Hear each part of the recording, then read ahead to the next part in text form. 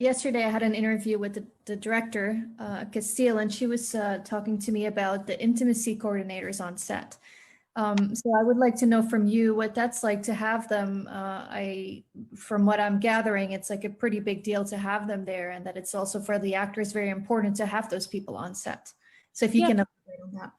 We didn't have an intimacy coordinator on the first and the second film. We had a wonderful one called, her name was Kristien, and she wasn't on set on the third film because of COVID. Unfortunately, she couldn't be on set, but we did work with her once or twice before we started shooting to choreograph those scenes, and I think it's incredibly necessary. I think that sex scenes are just like fight scenes, and they should have choreography, and they should have a separate party to do that choreography. Mm-hmm. You started talking about intimacy coordinator and sex scenes, and I would like to ask, what was the most awkward moment in maybe this part of the films or previous parts during? Yeah, well, I think I'm not sure we've really had any awkward moments during the sex scenes in this film. I think any awkward moments that probably happened during filming were other things, like maybe someone missed a line, or they, tripped or sat on a chair and the chair broke. I think we were lucky that we didn't have a lot of those moments during the more intimate scenes.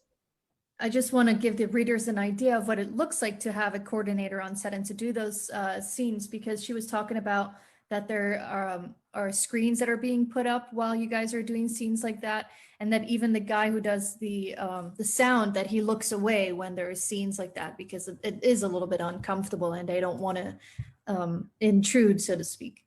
I'm sure that's the case. I probably just am not aware of that because I'm the one in the scene. So I'm not usually looking at the sound guy when we're in those scenes. But I'm sure she's telling the truth. I'm sure that's accurate. Okay. And were there any deleted scenes that you regret were deleted? Yes. Yeah, there's a scene in the third movie that I don't think I can really say what it is, but I feel like I do wish it was there, just because personally I felt like it gave a lot of context to the next scene. But I think that's always the case. Sometimes you shoot stuff and you go, oh, I wish that was in, or I wish that they didn't include that. But yeah, I think that's not up to me. And I think they've done a great job with what they have. Just wondering what they have planned. Is there going to be an actual, in-person premiere with a red carpet and everything? Or are you guys going to have to look forward to something virtual? I don't think don't quote me on this because I'm not sure, but I don't think there's a premiere as far as I know, but I would love for there to be one, because again, the fan base for these books and these films is just so large, and we really haven't gotten to see them or interact with them since the first movie, because the second and the third are coming out during COVID. So I would love personally for there to be a premiere if that's possible, but it just depends on, I guess, if it's safe to do so. Mm-hmm. Do you have any upcoming projects except After We Fell?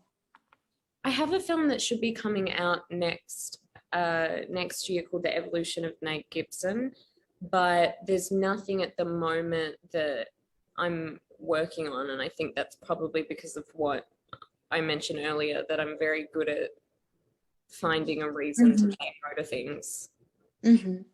Okay. Great. I think they just gave us the wrap, so thank you so much for answering all our questions. I really appreciate it. You guys.